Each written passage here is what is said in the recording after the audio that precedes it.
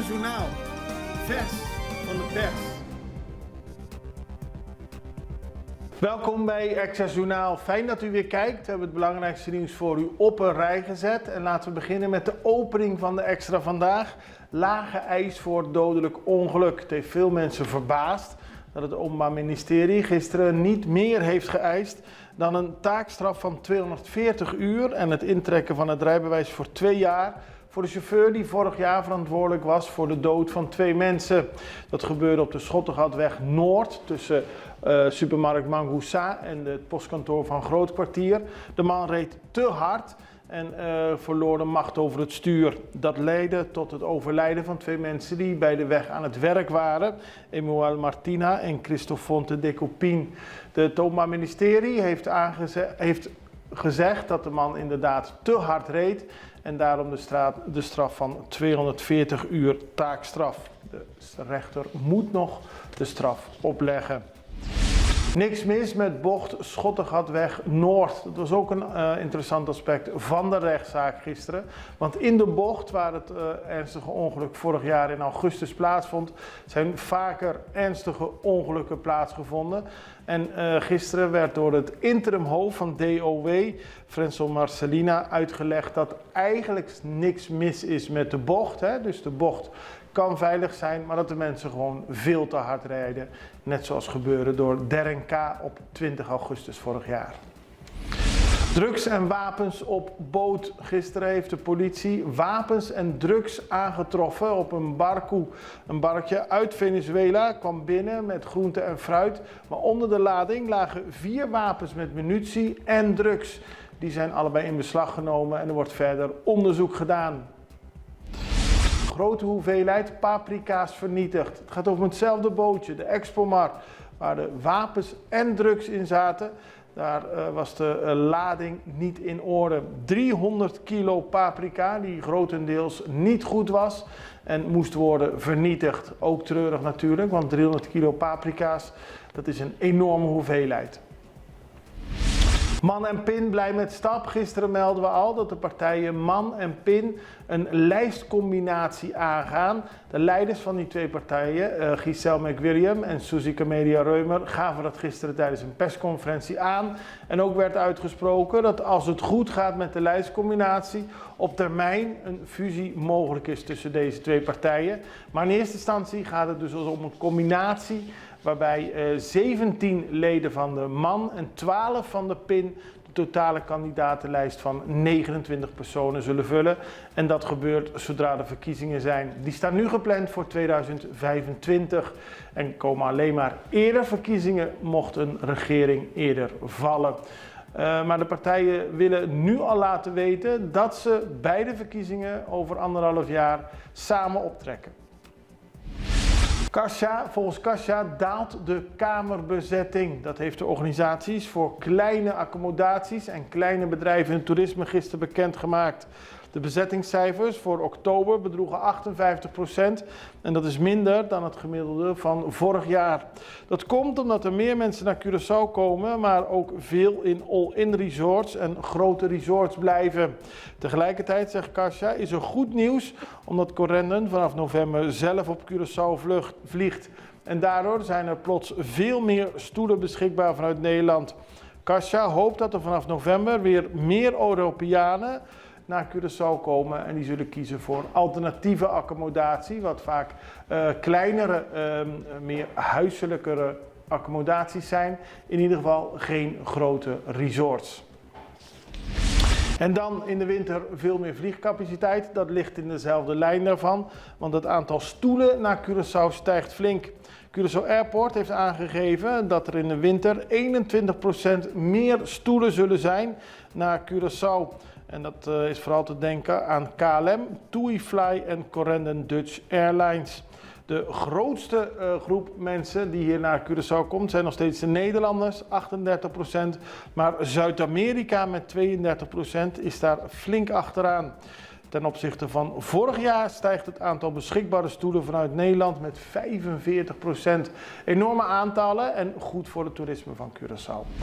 Dit was het belangrijkste nieuws. We komen zo terug met 2 andere, niet minder belangrijke berichten. Família Cooperá, Saco Censo 23 tapahan un vista total, correcto y anónimo de tour habitante y vivienda.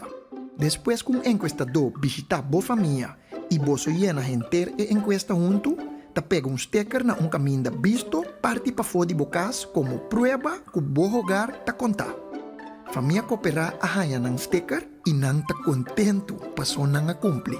Y tate aqui 10 anos trobe lo bem é seguinte censo. PCI é família que a cooperar. Abo também?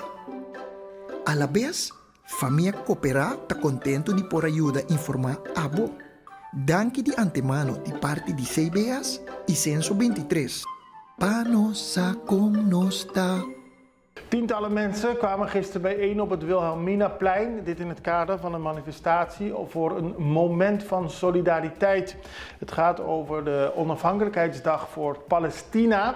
En mensen kwamen bijeen voor een waken. Ze stonden stil bij de burgerslachtoffers die vallen sinds daar een conflict gaande is. Tientallen mensen, zoals gezegd, van verschillende afkomst kwamen bij voor een rustige bijeenkomst. Er was van tevoren aangegeven dat er geen ruimte is voor haatzaaiing. Het gaat om het herdenken van de slachtoffers van Palestina en mensen stonden daarbij stil. Er waren verschillende borden die onder meer opriepen tot het stoppen van het moorden van burgers. Zoals u weet is er in Israël, een Palestijns gebied, een conflict gaande, een oorlog zou je kunnen zeggen, waarbij veel mensen slachtoffers worden. En daar moet worden bij de stilgestaan, aldus de organisatie Curaçao voor Palestijnen. En dan gaan we naar een heel ander bericht. Dat vindt vanavond plaats bij Cura Holanda. Een modeshow, en niet zomaar één, maar een modeshow door het hele gebied heen. Dat wordt georganiseerd door ondernemers in Cura Holanda. Dat, zoals u weet, aan een herstart is begonnen. Het is er steeds gezelliger en ze willen ook meer mensen trekken. Mode-enthousiastelingen en bezoekers zijn van harte uitgenodigd. En we spraken erover met Magali Corré. Zij is schrijfster en heeft een rol in de Britse tv-programma The Real Housewife of Cheshire. En ze is echtgenote van de bondscoach van het Curaçaose nationale voetbalteam, die vanavond tegen El Salvador moeten spelen. We vroegen haar wat ze kan vertellen over de fashion show. Nou, ik kan ervan vertellen dat iedereen die van fashion houdt, brillen, tassen, schoenen, riemen.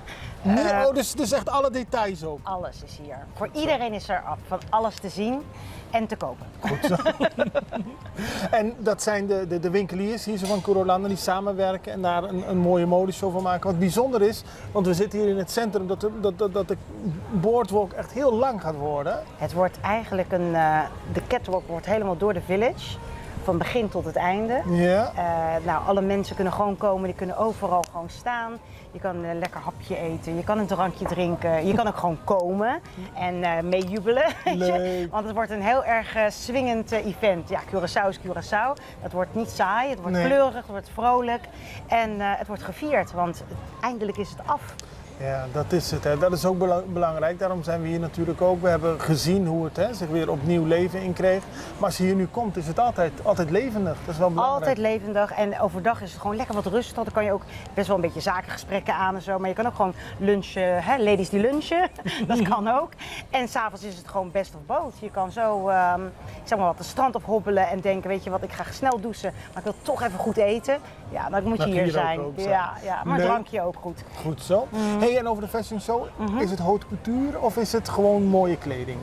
Nou, het is draagbare kleding. Ja. Voor iedereen is er, denk ik, voor iedereen die een budgetje heeft, is er wat te koop hier. Goed zo. Dat is echt leuk. Het leuke ervan is dat je het hoge segment hebt, je hebt het middensegment, je hebt mix and match.